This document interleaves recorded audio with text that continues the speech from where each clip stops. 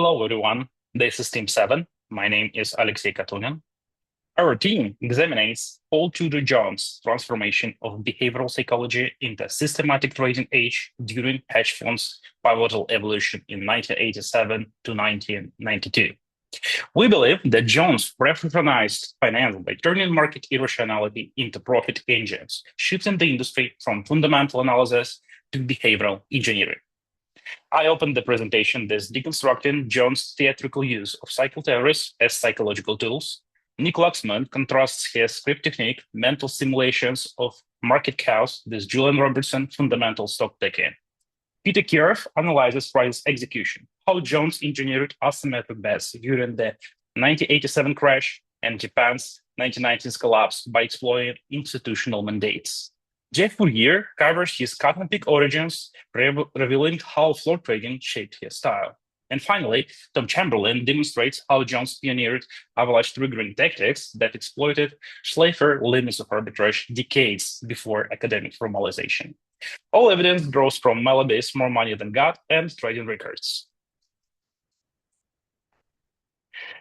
Jones' promotion of cycle theories reveals deliberate narrative engineering. He publicly cited Kondratyev's 24-year race to justify his 1987 crash prediction, despite the model's next official trough being due in 1997, a decade-long discrepancy. Similarly, his endorsement of Robert Prescher's Elliott-Wave analysis invoked apocalyptic 1720 subsea bubble parallels that miss both timing and magnitude. Crucially, economist Peter Borish admitted to fudging data overlaps between 1920s and 1980s charts, adjusting start dates to force visual correlations. This pseudoscientific theater served dual purposes: intimidating competitors through manufactured crystal ball credibility and distracting from his mathematical edge. Now I give the floor to Nick, who will talk about the difference between Jones' approach and that of old school investors. Thank you for that great introduction, Alexei, and for covering Jones's interest in cycle and wave theories. I'm now going to get into how Jones' investment style differed from Robertson's and describe the unique script techniques he employed. Julian Robertson was the founder of Tiger Management, and he was best known for his fundamentally driven approach to making investment decisions. He tended to focus on in-depth research and analysis to identify mispriced assets and would take long-term positions that bet on those assets to move in the direction that he predicted. His strategy demanded a deep, fundamental understanding of the assets and did not heavily rely on market timing. In contrast, Paul Tudor Jones was known for his macro approach to trading. Instead of focusing on individual companies, Jones focused on broad economic trends and market cycles around the world. He tended to rely heavily on technical analysis to identify shifts in momentum and to accurately time his trades. Jones was adept at interpreting market sentiment and was comfortable with quickly repositioning his portfolio as conditions changed. Jones preferred flexibility and agility to long-term holdings. A unique component of Jones's trading method was his script technique. Jones would come up with a detailed plan in his mind in which he would map out possible market scenarios and determine his planned response to each of those scenarios. By doing this, Jones was able to help mitigate any irrational response to changing market conditions because he had already mentally worked through what he thought he was going to do. By going through this exercise, Jones created a clear framework that guided his decision-making, even while under significant pressure, and allowed him to be prepared when the markets took an aggressive turn. I'll now pass it over to Peter, who will get into some of those times when those markets did take some more aggressive turns. Next, we will discuss how Jones handled the 1987 stock market crash in Japan. His handling of the crash illustrates his psychological approach to trading and his ability to write scripts for market behavior. By doing diligently his homework before the stock market crash on Friday evening, Jones had already sold significant quantities of his S&P 500 futures, positioning himself to profit from the coming disaster. On Black Monday, Jones demonstrated his superior market positioning and managed to stay cool while some of other investors actually panicked. Profiting from both the stock crash and at the same time from the bond rally was a masterclass, which reportedly netted his investment company between 80 and 100 million, contributing to his 200% return that year. For such a masterpiece performance, Jones understood very well the specific market situation and refused to short the market prematurely, even as the Nikkei gained an astonishing 63% over the 2 years. The key to Jones' success in Japan lays in his institutional understanding of market mechanics.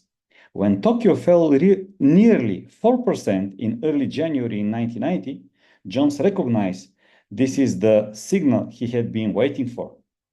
Jones' prediction proved remarkably accurate, with the Nikkei falling 7% in February, 13% in March, and losing 2/5 of its value by the end of the year.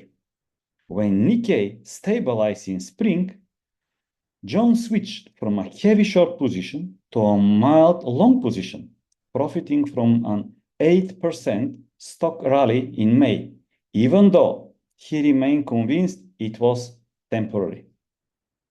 Well, what was the role of timing and investor positioning in Jones' trading style? Timing and understanding other investor positionings were the solid base of Jones' trading philosophy, rooted in his experience on the cotton exchange floor, where he learned that the key drivers of prices in the commodity pits were not the economic data, but the wild guy screaming in his face.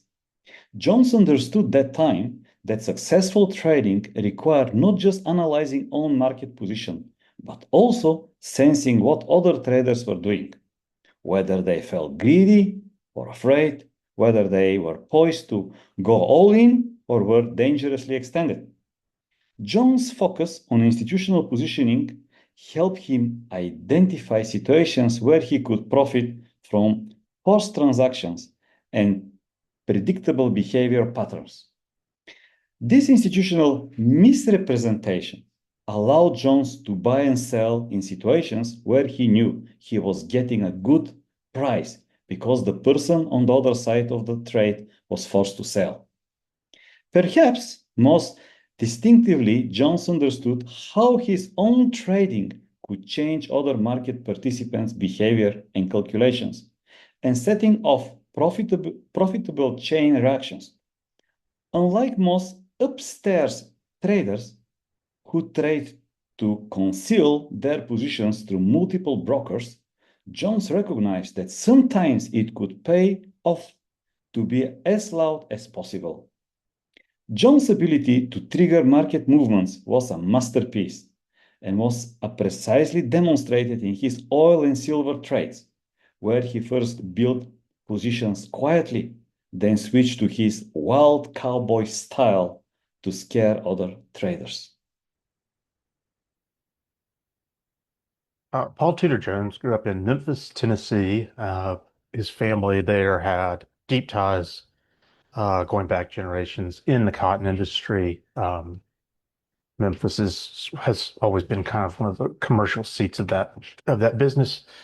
After graduating from UVA, he took a job in New Orleans with Eli Tullis, who was a legendary cotton trader down there. And Jones worked for him, sort of answering phones, uh, taking down information from the Cotton Exchange in New York. But after a night of partying in New Orleans, Jones was fired by Tullis. He fell asleep at his desk. This led to Jones leaving New Orleans and Memphis behind and going to New York to take a job at the Cotton Exchange there. Uh, and this was 1983. So he went there. He was working in the cotton pit, and that was in New York where he founded Tudor Investment. Um, at the exchange, what he found was uh, the sort of efficient market hypothesis style, economic market that he probably learned about as an economics major at UVA was not what he saw on the floor of the cotton exchange. He did not see fully informed actors making rational decisions. He saw a lot of emotion and a lot of sort of I think vibes, and really he sort of developed part of his way you know, um, of investing based on behavioral and how do you it's not even the new information, it's how do you think people will react to that new information, how will the actors in the market react to it. And he basically, developed the ability to treat trading like a game, like a poker game, and like an exercise in group psychology. And that was part of what helped him see the 87 crash coming. I think even more so than some of the modeling that the historical modeling that some of his business partners had that predicted a crash was coming, but had it later.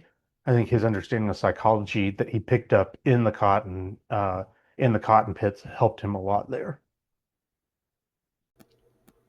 Paul Tudor Jones exploited the limits of arbitrage using market psychology and timing to profit where pure logic said there shouldn't be profits. In Malaby's chapter on the rock and roll cowboy, we learned that arbitrage isn't always as clean as textbooks suggest. For example, according to the prevailing theory, if two assets are mispriced relative to each other, arbitrageurs are supposed to jump in, correct the prices, and eliminate the opportunity. But in the real world, especially in big liquid markets, that's not always how it works.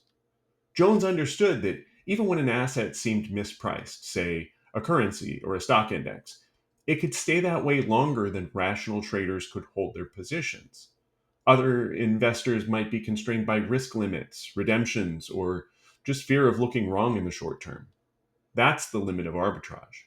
Prices don't snap back instantly just because they're theoretically out of line. Jones would watch for these moments, using his script technique, his cycle theories, and step in precisely when others were forced out. During the 1987 crash, for example, he didn't just short the market early, he understood when panic selling would create temporary mispricings. He was disciplined enough to step in when others froze. In short, Jones didn't rely on arbitrage in the classic sense. He exploited its limits by reading the market's mood, knowing when others couldn't act, and using that window to make bold, well timed bets. In conclusion, forgive the cowboy metaphor, Paul Tudor Jones wasn't the kind of cowboy riding fences. He was the one waiting at the edge of a stampede, knowing exactly when to swing back into the saddle to bird dog the parts of the market he wanted to get back in line. Where others got trampled trying to play it safe, he thrived in the chaos.